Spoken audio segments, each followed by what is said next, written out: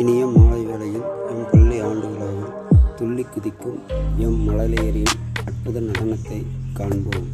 துள்ளி வரும் துள்ளி விழும் மழலையரை கடத்த கலவசம் கொண்டு வரவேற்போம்.